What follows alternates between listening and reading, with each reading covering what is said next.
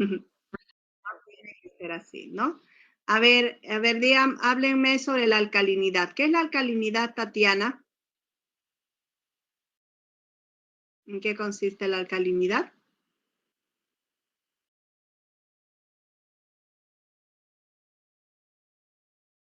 A ver, alguien que recuerde.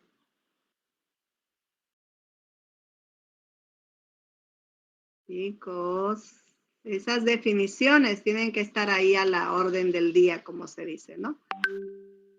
La alcalinidad es la capacidad de titular, ¿qué? Bases titulables. ¿Y cuáles son los iones presentes en esa determinación? ¿Qué es lo que titulamos? Los iones. ¿Qué iones titulamos, chicos?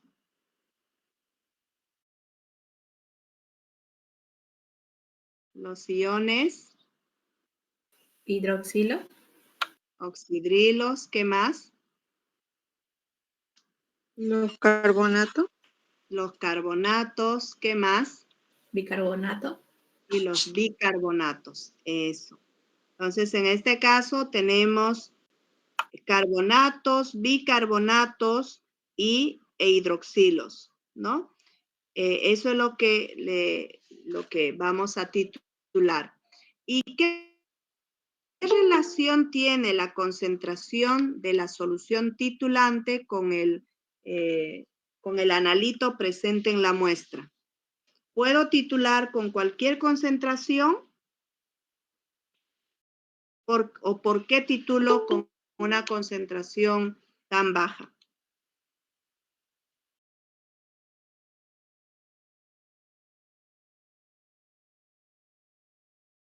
¿Cuál es la razón?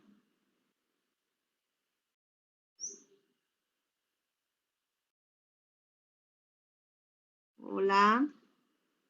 ¿Alguien puede responderme?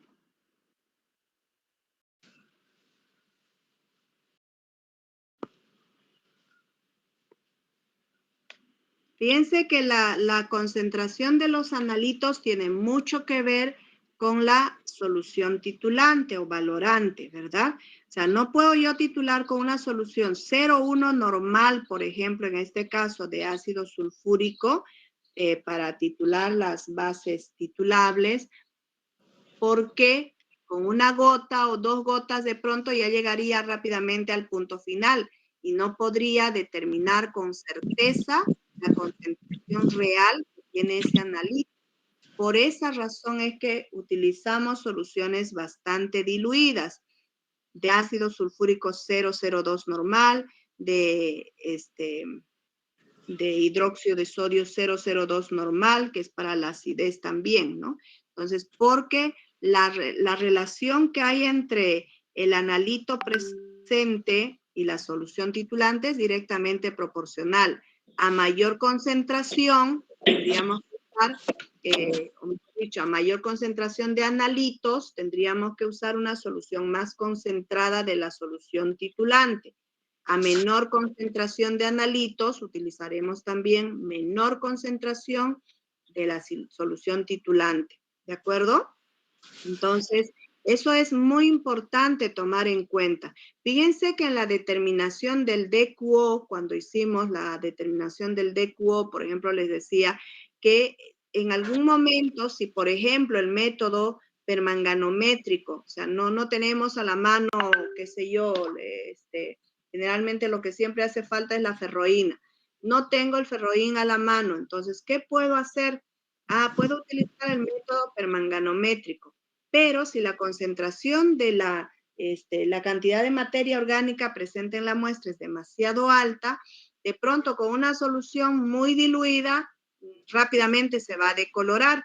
Entonces, tengo dos alternativas, les decía. Una es diluir mi muestra y otra es aumentar la concentración de la solución titulante, ¿no? Entonces, eso igualmente hay que tomar en cuenta, ¿sí? Entonces, siempre tenemos que tener dos alternativas o más para poder resolver un problema, ¿no?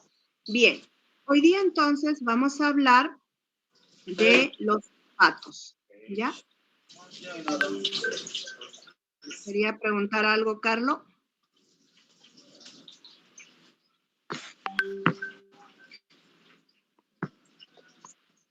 Carlos, ¿quería preguntar algo?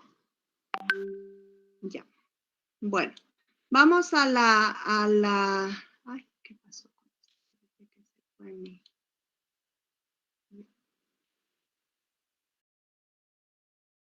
Muy bien, vamos a ver vamos a hablar hoy día sobre la determinación de los sulfatos en aguas potables, ¿no? En este caso, bueno, el objetivo, vamos a utilizar el método turbidimétrico para la determinación de los sulfatos, que eso es lo que vamos a hacer en el siguiente laboratorio.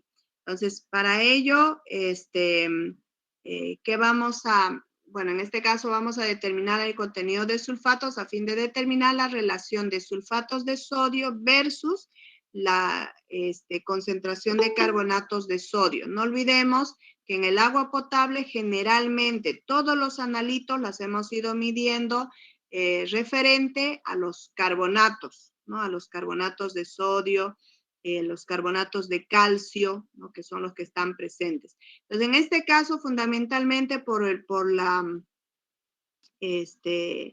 la afinidad que existe entre los iones sulfato y el ion sodio, ¿no? Generalmente estas son las que primero se detectan, podemos decir así, en una relación, en una determinación turbidimétrica.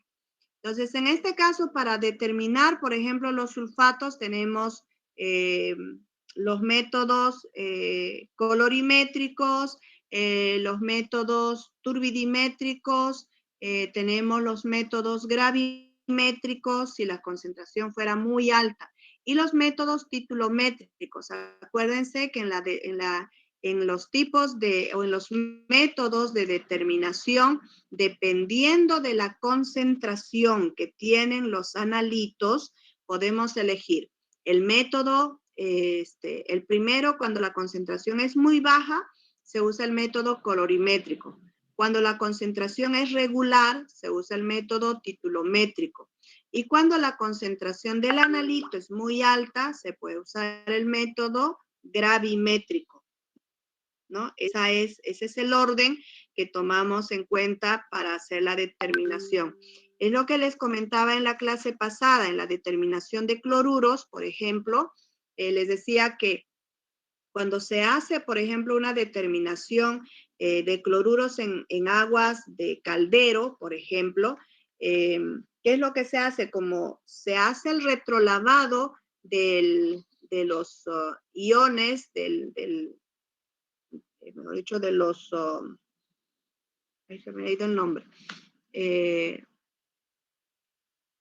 son las zeolitas, ¿no? Las que nos sirven para atrapar todos los iones presentes en el agua potable para poder ablandar el agua.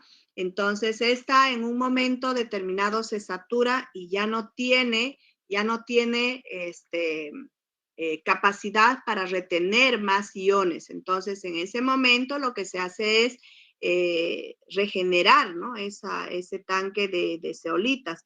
Entonces, ¿qué es lo que se hace? Se hace esa regeneración lavándola con soluciones de cloruro de sodio, ¿no? Entonces, sin embargo, después de haber regenerado, haberla hecho reposar durante un tiempo determinado, ¿no? Se hace luego el retrolavado con agua tratada para que pueda eliminar todos los iones cloruro. Entonces, no podemos nosotros alimentar nuevamente el agua cruda a un tanque de zeolitas que todavía contenga concentraciones de cloruros, ¿no? Porque eso perjudicaría y sería bastante corrosivo para el proceso, ¿no? O sea, para la alimentación al caldero. Entonces, sí o sí debe tener una concentración de cloruros prácticamente en cero. Entonces, ¿qué es lo que se hace? Si nosotros tuviéramos que determinar, por ejemplo, los cloruros, cada vez, en cada retrolavado que hagamos, tardaríamos mucho tiempo.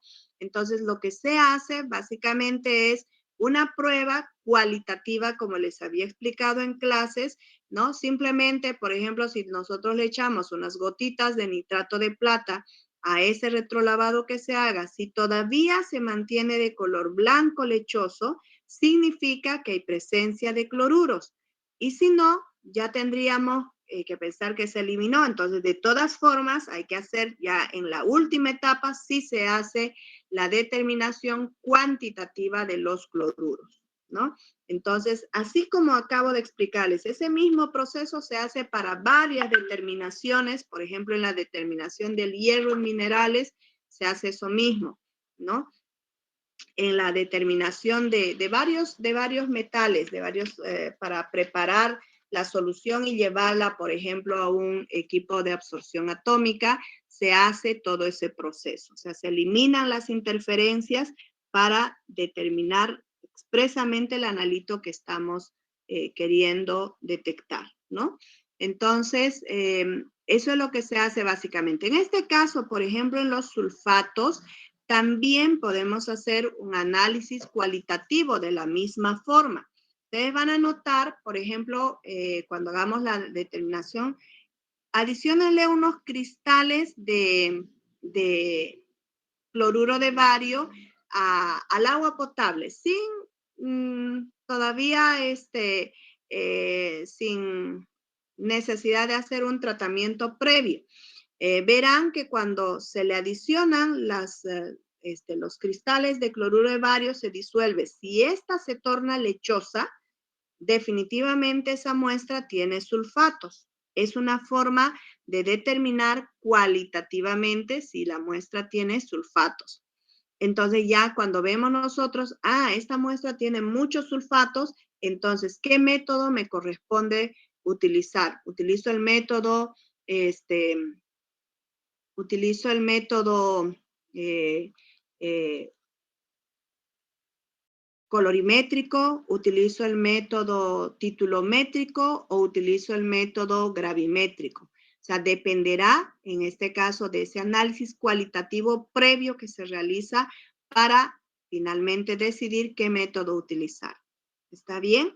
Entonces, en este caso, por ejemplo, el agua potable no tiene tantos sulfatos o no debería tener más bien, ¿no?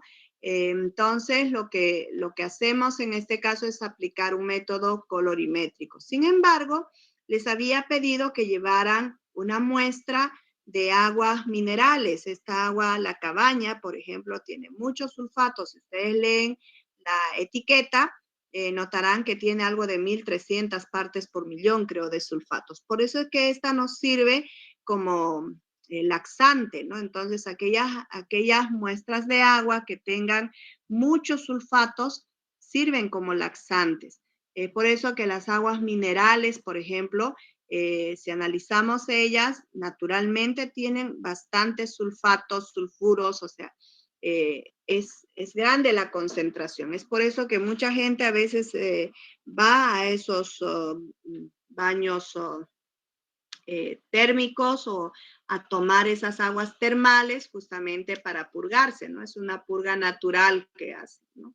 Entonces, así es que imagínense si el agua potable tuviera una cantidad grande de sulfatos, sería dañino para nuestra salud, para nuestra flora intestinal. O sea, todo el tiempo tendríamos el estómago suelto, suelto, suelto y eso no es bueno, ¿no? Por eso es que rápidamente las personas se deshidratan cuando nuestro estómago se afloja, entonces nos deshidratamos muy rápido porque eliminamos a través de las heces fecales, a través de nuestra orina, todas las sales minerales que nuestro cuerpo necesita para ser saludables. Entonces, no sería correcto que una muestra, que un agua potable tenga altas concentraciones de sulfatos. ¿De acuerdo? Ese es el propósito fundamental de hacer esta determinación. Entonces, un agua mineral sí, pero esa agua mineral no podemos tomarla todo el tiempo, ¿no? Tampoco eso es conveniente porque, como vuelvo a repetir, el hecho de que estemos continuamente purgándonos, eso puede provocar O sea, nos puede bajar incluso hasta las defensas, ¿no? Porque estamos eliminando todas nuestras sales minerales, ¿ya? Bien, eso por esa razón es que, por ejemplo, los deportistas, ¿no? Que practican mucho deporte, a través del sudor se eliminan esas sales minerales, ¿no? Entonces, eso hace que, por esa razón es que tienen que tomar productos que repongan esas sales minerales, como el Power u otros líquidos, ¿no? Entonces, una persona que no está, digamos, no pierde, no hace deporte, y no tiene problemas del estómago, etcétera, entonces no conviene consumir esos productos, ¿no? Porque o sea, vamos a elevar nuestras concentraciones de las sales minerales más de lo que nuestro cuerpo necesita, ¿no? Entonces, eso es importante también tomar en cuenta, ¿ya? Muy bien. Para esta determinación de sulfatos, como le decía, vamos a usar el método colorimétrico. ¿Hay alguien esperando? No, no. Vamos a usar el método colorimétrico. Para ello, prepararemos una solución acondicionante, que esta contiene ácido clorhídrico, etanol, cloruro de sodio y glicerol o glicerina. Estas cantidades que se presentan aquí, por ejemplo, 30 mililitros de ácido clorhídrico, 100 mililitros de etanol, 75 gramos de cloruro de sodio y 50 mililitros de glicerina, esto es para 1 litro. Entonces es demasiado. Nosotros solo vamos a utilizar 5 mililitros en cada adición. Entonces, nada más habrá que multiplicar. Somos 3 grupos. Bueno, también depende de cuántas determinaciones vayamos a realizar. Entonces, si tenemos 3 muestras, podemos hacer 3 por 5 son 15, ¿no? 15 por 3 son 45. Que preparemos 50 mililitros o 100 mililitros, ya está bien, ¿no? Esta solución acondicionante no se puede guardar por mucho tiempo, ¿no? Porque está preparada con etanol. Por eso es que aquellos indicadores, por ejemplo, que son diluidos con alcohol, no se deben preparar en grandes cantidades porque fácilmente se volatilizan, ¿no? Y si no, se guarda en la heladera. Se guarda en la heladera para mantener su concentración, ¿no? Bien, entonces luego vamos a utilizar también el cloruro de bario dihidratado. Este reactivo es el que reacciona finalmente con el sulfato que hay en el agua potable. Es lo que les decía. Simplemente si nosotros le echamos unos cristales de cloruro de bario, fácilmente se pueden formar el sulfato de bario. Entonces vamos a notar que esa muestra de agua sí tiene sulfatos, simplemente al poner en contacto con estos cristales de cloruro de bario, ¿no? Entonces, eso además nos va a permitir elegir el método, como ya les expliqué. Luego, para elaborar la curva de calibrado, vamos a utilizar el ácido sulfúrico 002 normal. Si no tenemos preparado o no estamos seguros que esté bien preparado esa solución, yo prefiero que partan desde una solución de ácido sulfúrico concentrado. Ya saben cómo preparar eso. Hay que preparar primero al 1 normal, después al 0,1 normal y finalmente al 0,02 normal. Nunca vayan a preparar directamente a una solución tan diluida como esta a partir de un reactivo concentrado, ¿no? Entonces, preparamos esa solución para elaborar la curva de calibrado.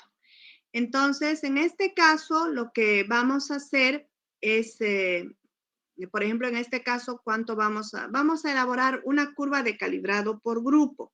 ¿Ya? El grupo del martes prepara su curva de calibrado y el grupo del miércoles también prepara su curva de calibrado, ¿sí?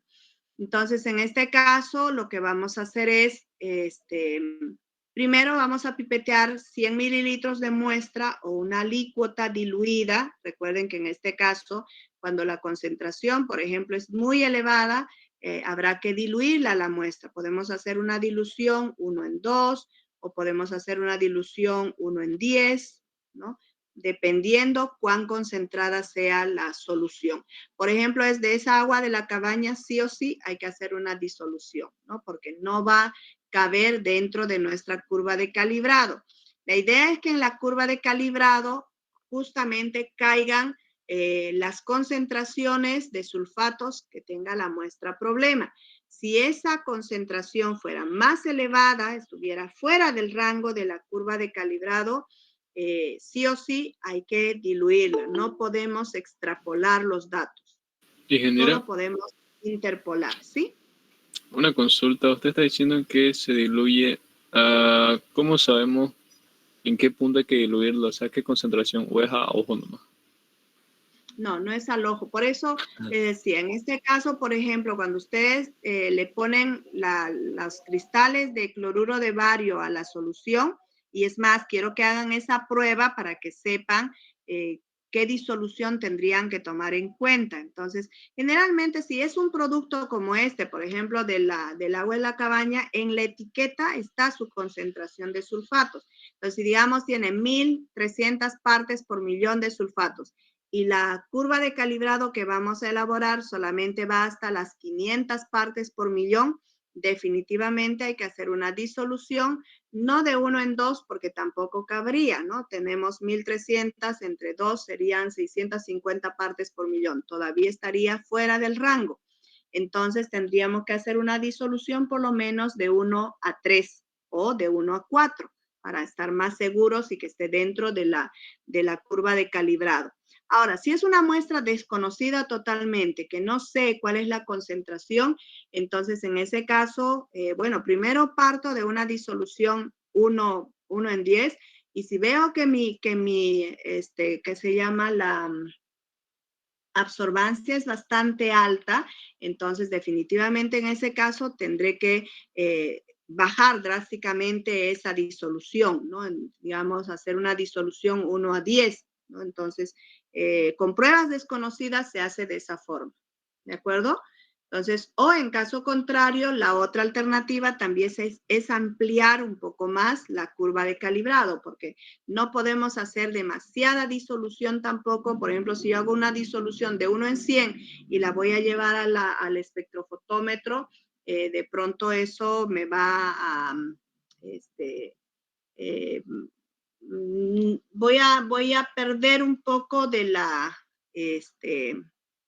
de la exactitud que pueda tener esa medición, ¿no? Entonces, es por eso que debemos hacer una disolución intermedia, podemos decir así, para estar más seguros de nuestros resultados. ¿Está bien? Bueno, entonces, en este caso vamos a preparar nuestra muestra.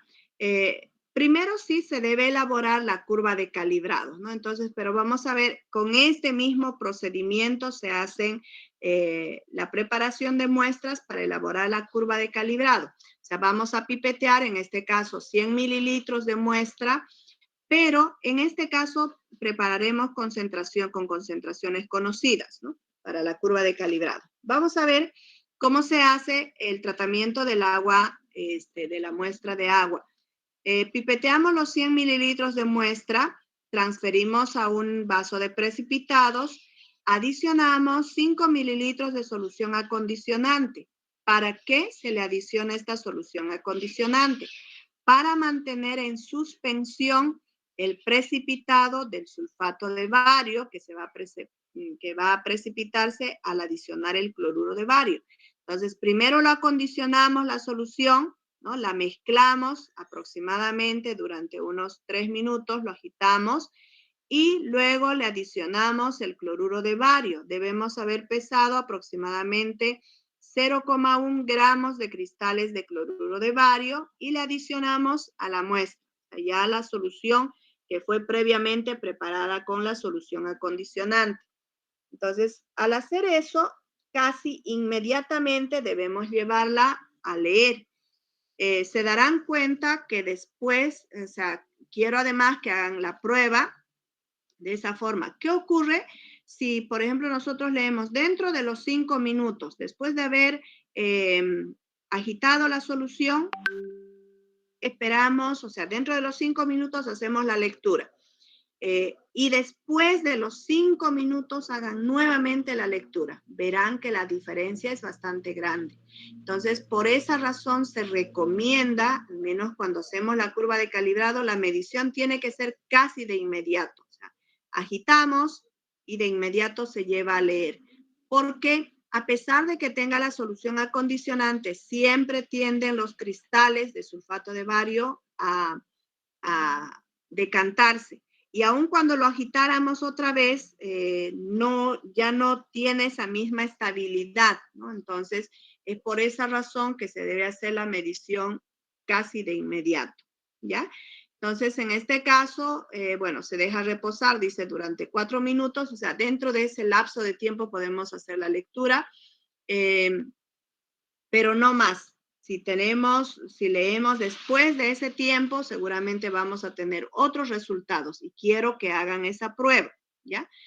Luego vamos a transferir la suspensión de sulfato de bario formado a una cuba del espectrofotómetro.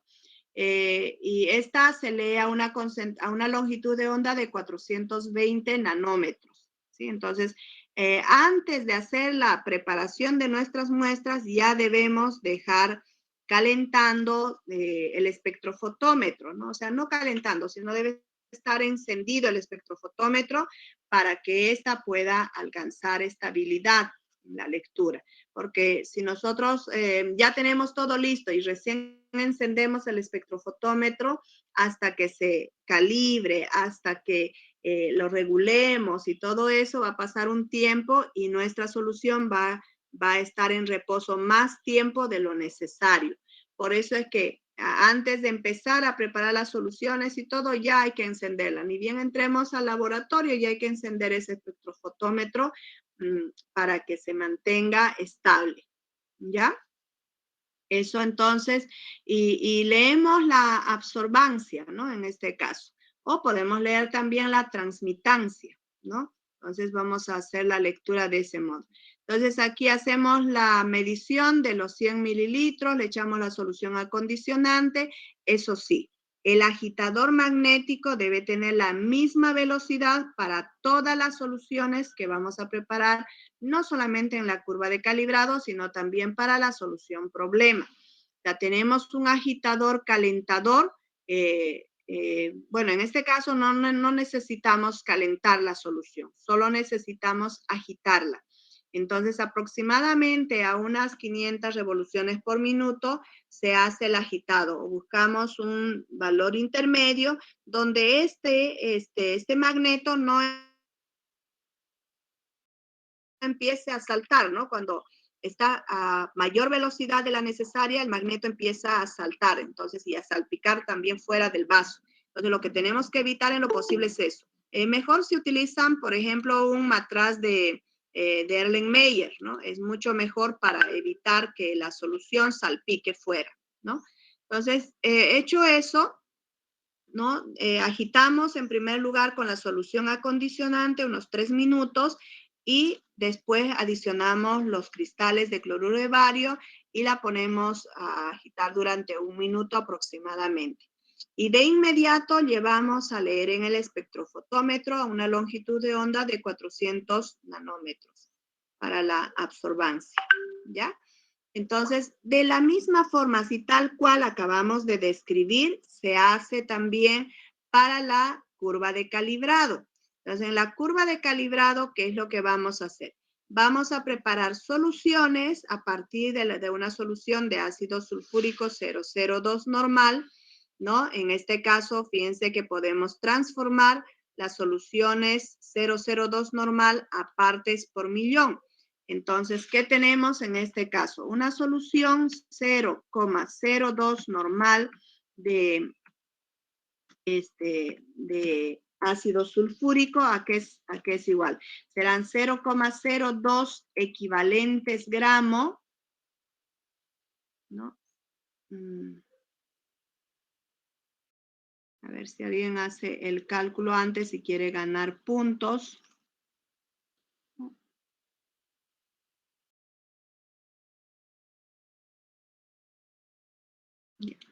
Entonces tenemos 0,02 equivalentes gramo por litro de solución, ¿no? Esa es la definición de la normalidad. Esta vamos a transformarla a partes por millón. Entonces tenemos 0,02 equivalentes por litro. ¿A cuántas partes por millón es equivalente? Esa sería nuestra pregunta. Entonces, en este caso, vamos a insertar otra fracción. Decimos que ¿cuál es el peso molecular del ácido sulfúrico? 98, con decimales, gramos. Hay en 2 equivalentes gramos, ¿no? Hay en 2 equivalentes gramos. En este caso tenemos un gramo tiene 1000 miligramos. Un gramo tiene 1000 miligramos. Entonces, ¿cuántas partes por millón tiene una solución 002 normal? En este caso tenemos 980 partes por millón. Entonces, esa es la concentración que tenemos de la solución 002 normal. Entonces, luego para hacer las disoluciones, partimos de esta. El volumen 1 por la normalidad 1 es igual al volumen 2 por la normalidad 2. Entonces, tenemos en este caso, nos preguntamos, ¿qué volumen de una solución de 980 partes por millón tendré que medir si quiero preparar, por ejemplo, una solución de 50 partes por millón, ¿no? Que esa es la primera solución que vamos a preparar, fíjense. Aquí para elaborar nuestra curva de calibrado necesitamos una solución de 50 partes por millón. Esta de 0 partes por millón va a ser del agua destilada, ¿no? Tenemos 50 partes por millón, 100 partes por millón, 200 partes por millón, 300 y 400 partes por millón. Entonces, hacemos el cálculo simplemente de esta forma. Entonces, tenemos en este caso, como le decía, la pregunta sería esa. ¿Qué volumen de una solución de 980 partes por millón, de 980 partes por millón, voy a diluir si quiero preparar 100 mililitros de una solución de 50 partes por millón, ¿no? Entonces, en este caso tenemos 50 partes por millón. Recuerden que esta ecuación de la disolución es para cualquier tipo de concentraciones, sea una solución normal, molar, molal, partes por millón, gramos por litro, cualquier concentración, ¿de acuerdo? ¿Cuánto nos da esto? ¿Qué volumen tomaremos? 5.1.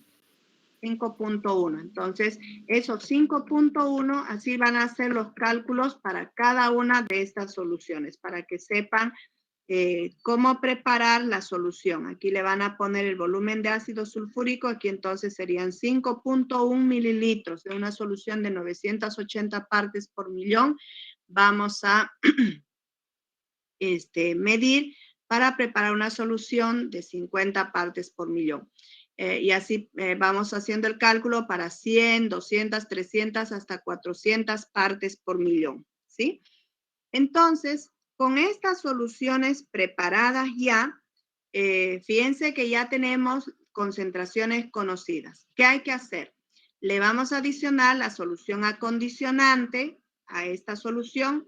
Deben tener más o menos un rango de unos 2 minutos para, ¿qué se llama? O sea, cada 2 minutos. Supónganse que tienen ustedes varios agitadores magnéticos. No lo pongan al mismo tiempo porque no tenemos tantos espectrofotómetros, ¿no? Tenemos de repente uno solo, ¿no? Y eso. Entonces, lo que se hace es más o menos cada 2 minutos, con una diferencia de 2 minutos, debemos empezar a agitar cada una de estas soluciones. ¿Para qué?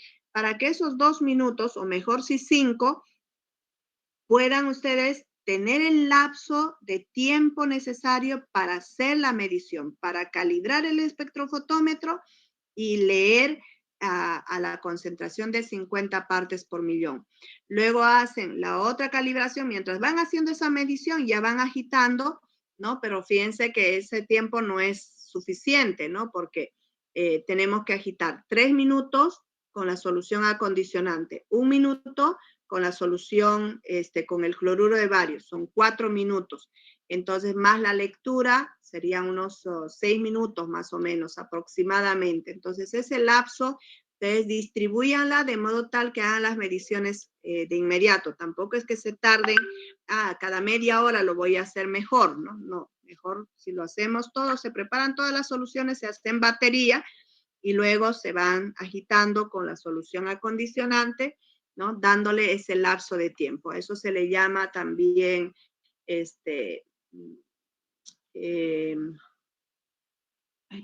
tiene un nombrecito, bueno, es organizar básicamente, ¿no?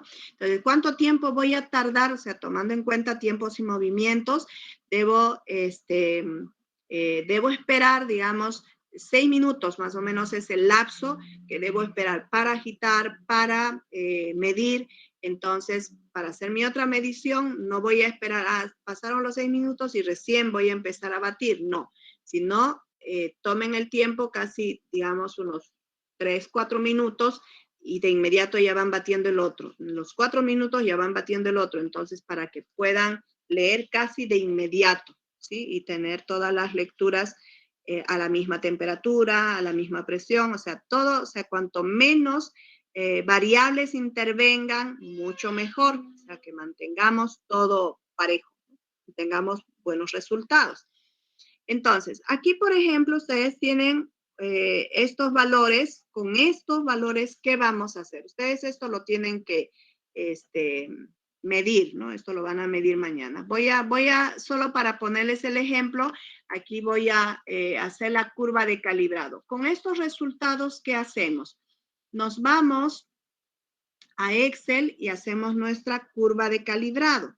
Entonces, esto es lo que ocurre, digamos, en la caja interna, sobre todo en aquellos equipos que ya son digitales y directamente nos muestra en la pantalla el resultado que tenemos, ¿no? Entonces, lo que tenemos que hacer aquí es lo siguiente. A ver, tengo 0, 50, 100, 200, 300 y 400. Tenemos de absorbancia, para 0 es 100, para 50 es 90, para 100 es 75, para 200 es 63, para 300 es 47, para 400 es 35. Entonces, con estos datos vamos a elaborar nuestra curva de calibrado. Aquí tenemos la concentración que está dada en partes por millón y esta es la concentración, esta es la absorbancia, ¿no? Entonces, vamos a elaborar nuestra curva de calibrado. En este caso, sombreamos las dos columnas, insertamos, en este caso, el ploteo de puntos, ¿no? Y hacemos un clic derecho en cualquiera de estos puntos y agregamos la línea de tendencia. En este caso, según la teoría, nos dice que la tendencia es lineal. Bueno, aquí por defecto ya nos da una tendencia lineal. Insertamos la ecuación en el gráfico, presentamos el valor de R cuadrado. Entonces, en este caso, por ejemplo, tenemos esta es nuestra ecuación, esta sería nuestra curva de calibrado y el valor de R cuadrado es muy cercano a 1. Si este valor de R cuadrado es cercano a 1, entonces significan que nuestros resultados están dentro de los parámetros permitidos, es decir, el grado de dispersión es bastante bajo, ¿no? Entonces aquí vean que solo hay un punto que prácticamente no es colineal. Entonces, eso hace que varíe este valor de R. Si el valor de R, por ejemplo, fuera mucho menor a este, entonces definitivamente desechamos y hay que volver a hacer la medición correspondiente, ¿ya? Entonces, fíjense que en esta ecuación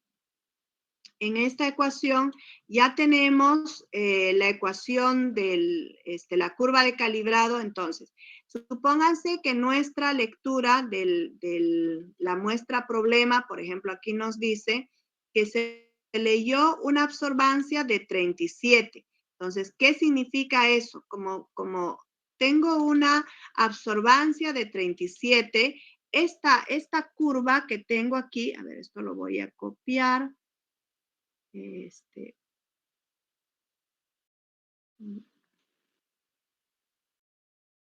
ver si me permite copiar todo.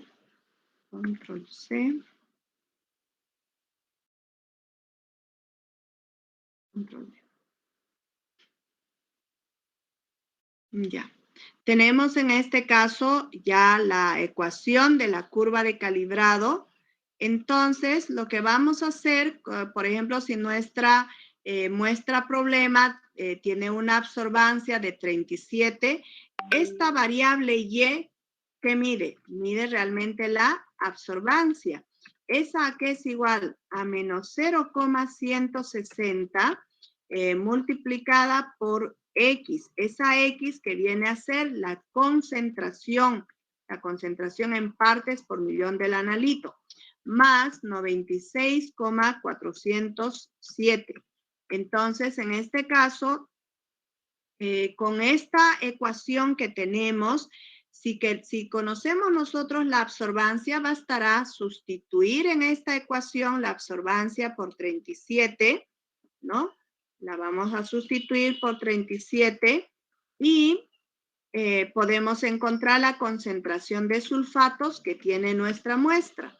Entonces, hacemos ese cálculo. ¿Cuánto nos da aquí? Tenemos 37 menos 96,407 dividido entre menos 0,160. Entonces, esto nos va a dar igual a 565,54 partes por millón. ¿Eso está bien? Sí, ¿no? ¿Qué sale eso así? A ver. Tenemos 37 partes por millón, menos 96,407 entre 0,160. A mí me sale 371,29. Sí, eso. 371,29 partes por millón. Esta operación es lo que se realiza en la caja interna, digamos, del espectrofotómetro, y es lo que nos lanza en la pantalla, ¿no? Entonces, esta muestra de agua tiene tantas partes por millón, pero de lo primero tenemos que hacer es calibrar, tener esta curva de calibrado. Entonces, si por ejemplo, nos diera una absorbancia, pongámosle de 20, definitivamente no estaría dentro del rango, ¿no? Midámosla, ¿cuánto nos da con 20 partes por millón? Si tiene una absorbancia de 20 menos 96,407, esto dividido entre 0,160. Nos da 582 partes por millón. Y fíjense que ya no estaría dentro del rango que hicimos la curva de calibrado. En ese caso, por ejemplo, ya tendríamos que pensar en hacer una disolución para esa muestra. ¿Está bien? Entonces, por esa razón es que esta curva de calibrado, por ejemplo, nos va a servir para hacer la medición de muestras que tengan hasta 400 partes por millón de sulfatos, ¿no? Eso es lo que hemos preparado. Ahora, la otra alternativa sería de pronto ampliar esta curva de calibrado, ¿no? Pero tiene que ser antes de hacer la medición de la muestra problema, o en caso contrario, con estos datos igualmente adicionamos, pero en lo posible esta curva se debe hacer, como les decía, en batería, se hace al mismo tiempo, ¿no? O sea, preparo las 5 soluciones y luego hago la medición en el espectrofotómetro cada 2 minutos. Entonces, eso me va a dar la seguridad de tener una buena curva de calibrado. ¿Listo? Es así como se hacen entonces los cálculos, en este caso internamente. Entonces, ¿qué es lo que se hace? Esto simplemente se programa, se coloca, digamos, aquí ya en Excel, podemos colocar, por decir, esta tiene una concentración de 37 partes por millón. ¿Qué es lo que diré? 37 de absorbancia. Entonces, ¿cómo debo hacer mi cálculo en este caso? Según la ecuación que aquí tengo, primero restaré esta absorbancia, a esa absorbancia la voy a restar menos 96,407. Bueno, esta igual la programamos y podemos ponerle en uno de los casilleros, en una de las celdas, para que directamente esté ligada a ese valor. Esto dividido entre menos 0,160, ¿no? 0,1604. 1604 y ya. Esto con todos sus decimales mejor si trabajamos. Entonces, fíjense que ya de ese modo tendríamos nosotros la concentración de la muestra problema. Vamos a ver, por ejemplo, aquí tenemos 85, 69 y 42. 85, 69 y 42. ¿No? Entonces, ya no tengo que hacer el cálculo cada vez, simplemente arrastro este valor que ya hice el cálculo y tengo las concentraciones de las muestras problema. ¿De acuerdo? Entonces, esto es lo que acabamos de calcular en base a esta curva de calibrado. ¿Listo? ¿Se entendió bien esto, chicos?